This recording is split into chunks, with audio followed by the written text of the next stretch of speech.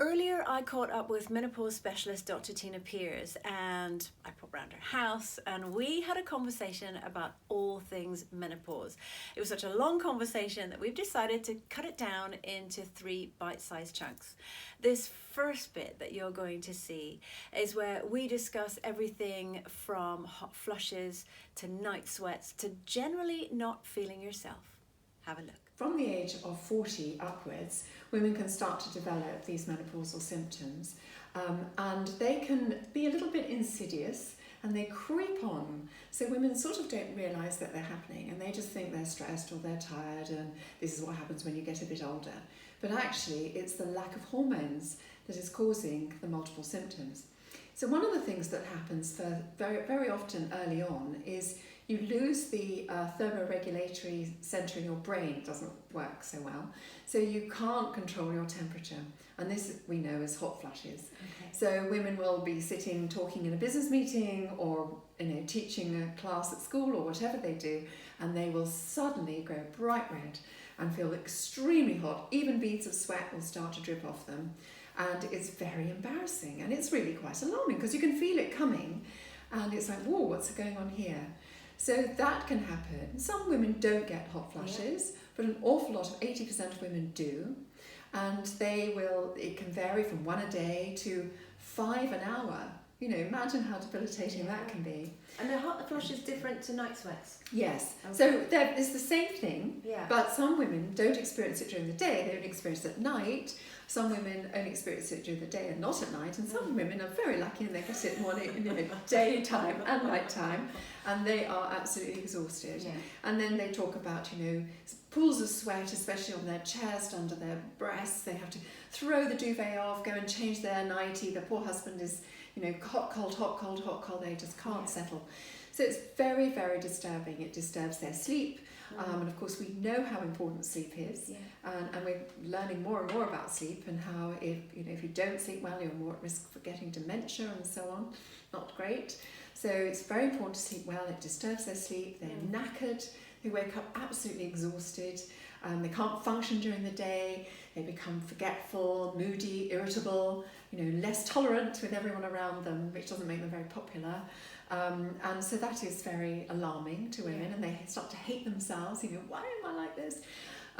Then they can get itchy skin, which is horrible condition, a symptom rather. And they can also get up in the night to pass urine. So that disturbs their sleep as well. So this is called Nocturia, sometimes once, twice, 3 times a night. And with regards to sleep patterns change as well. Yes, they Insomnia is a huge Yes, part they of do, menopause. Absolutely. So our diurnal rhythm sort of goes, and we can't sleep properly anyway, even if you don't get up to pee, or if you don't have a night sweat. So that's horrible. Palpitations, which often people are aware of at night when you're calm and quiet and you don't have any distractions. They're probably happening during the day as well, but you just don't notice them. So sometimes women are very alarmed by the palpitations. What else? They get forgetful. I've said that already. You're a terrible advert. Oh my goodness, sorry. And they get forgetful. Yes. So what else are the other symptoms? Help me out here. Muscle aches and pains. Joints aching and aches and pains, stiffness in the mornings, feel like they're old and they have to sort of wind up and slowly move. And we all go, every time we get up or sit down because everything hurts. Yes. Yeah, that is a menopausal thing. Yes. I've just remembered, we're sitting here trying to remember, this is clearly a menopausal sign. And it's all written down in my book. We could just read the list. Yeah. We could just read the list. Here we go. Yes. I haven't got my glasses on.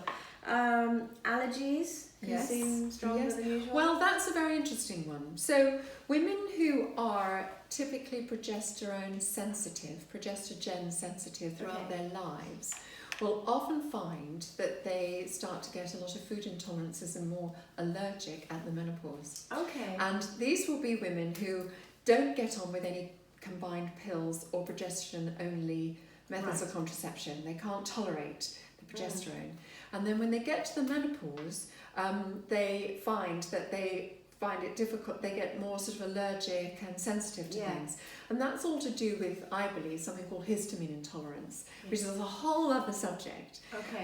But it is important to recognise that some of these women who've had lots of multiple symptoms all their life, like IBS, fibromyalgia, chronic fatigue, ME, food intolerances, chronic migraine, they will then find their symptoms are worse at the menopause. Okay. So they really do need to try and see a specialist to help them. I might as well go through. This Girls on Fire bookmark. Every book should have one. I might as well go through the list of the symptoms as they are in the book. So we started with allergies. Now this next one is huge. Anxiety. Oh yes. The anxiety for me actually was one of the key symptoms, and I say the word was. It is. It's you know, for me, managing the menopause is like playing Flappy Birds. You just have to keep tapping, and if as soon as you stop, it all sort of plummets. You need to keep on top of your, you know, your physical well-being and your mental well-being, and I'd say it was one of the top three things that women talk to me about is anxiety. Is that what you have? Yes, absolutely. Anxiety and panic attacks can suddenly overwhelm them. And these are women who have been incredibly proficient, confident, you know, professional women running families, jobs, everything, careers. And then suddenly they find themselves getting anxious about silly things. Driving is one in particular. Yes. They talk about not being able to driving, and they suddenly think, oh, I don't know where I'm going, and this is very nerve-wracking. Some women stop driving on the motorway because it creates too much anxiety for them. You see, this is something that you hear about all the time, and you just think that's just something that happens when you get old. You know, women stop. They kind of get distracted. They get scared when there's trucks going by and this sort of thing. And you just think that that's an old lady thing, but it's not. It's a menopausal thing. It's a menopausal thing. We are basically our hormones, and when you lose some of your really, really important hormones, you just don't function properly. You know, there are parts of our brain that's full of estrogen receptors, and when they're not being stimulated by estrogen, then they don't function properly. Okay. So that is, you know, it all comes from that's that. a key sign then. Don't just think I'm rubbish, I'm getting old, there's something wrong with me. It could absolutely be a key sign. Take it seriously and go and seek proper help. This is a symptom that gets whispered about between girlfriends, but it's very rarely spoken about publicly. It's very rarely mentioned seriously, but it's bladder incontinence. Yes. So one of the things that happens when you have lower estrogen is you have less collagen, and the sphincter and the pelvic floor is full of collagen, and that will become slacker and less able to hold everything together. Yes, exactly. So there's that, plus the bladder is full of estrogen receptors. There's an area called the trigone, which is where all the nerves go into the bladder. It's a triangular area, and those cells are full of estrogen receptors, and when they haven't got estrogen sitting on the receptor, the bladder becomes very irritable. So women can have leaking, slight incontinence, and so on. Also, at that age, often we've had a few children, vaginal deliveries, the muscles aren't what they used to be, so you need all the collagen you can get. And so certainly the fibroblasts respond very well to HRT, because the fibroblasts make your collagen, but they only do it if they have estrogen sitting on their receptors. See, you only ever hear of collagen in skin cream. You don't think of collagen as being in different parts of our body. It's everywhere. It's in our joints, it's in our muscles, it's in our skin, our hair, our nails, our gums, our retina, it's everywhere. So speaking of gums, actually, skipping ahead in the alphabet, bleeding gums is also a sign. And receding gums. Yes, receding gums. I've had lots of women who, after they've gone on HRT, their dentists have commented, oh, your gums are so much better. What are you doing? Wow, okay. Which is something you'd not necessarily think about. Bloating. Yes. Now, bloating is particularly, I think, for the women who have the histamine intolerance linked in. But also, there is a big one that everyone complains about is the weight round the middle. Yes. Okay, becoming a sort of a bit of a potato on cocktail sticks. Not a great image.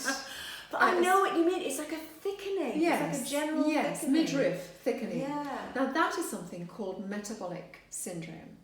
Now metabolic syndrome is because insulin needs estrogen to work properly in the body. So when we have a meal of some sort, and our blood sugar goes up, then your pancreas releases insulin to bring the blood sugar down and to regulate it. But for the cells to respond to the insulin, there needs to be estrogen around.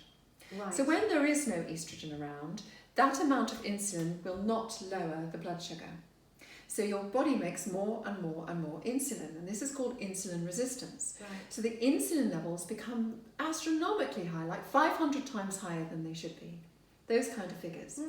And that high levels of insulin has some other negative effects on the body. It makes you put on fat around your middle. It will eventually push up your blood pressure and your cholesterol, which will both increase the risk of heart disease. It increases the risk of breast cancer and pancreatic cancer and diabetes.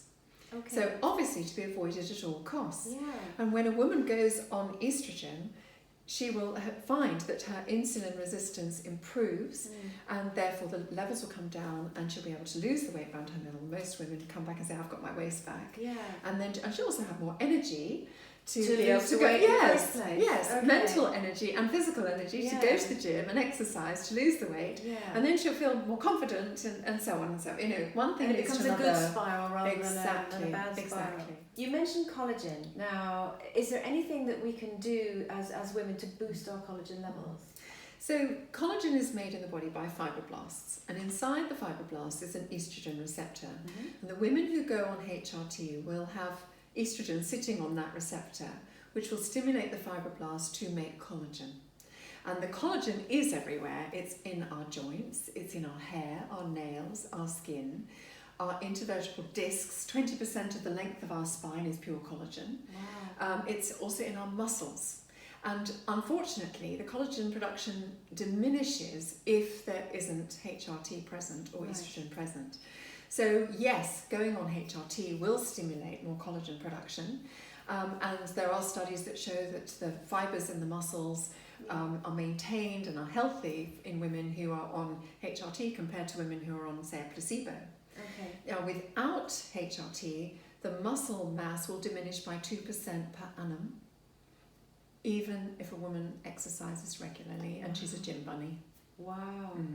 So testosterone and estrogen are very important for stamina and muscle mass. Okay. So if we want to keep a nice body shape, good core strength, make something, you want to show something for all our hard work in the gym or in the Pilates or yoga or whatever we're doing, then HRT would be a good partner in that. Going to the gym in itself is not going to be enough. It's good, it's better than not going to the gym. Of course. But you'll still have loss of muscle mass in Okay. spite of all the exercise and the effort. How annoying! I know, All that and all the work sweat. I know. for nothing. Yeah.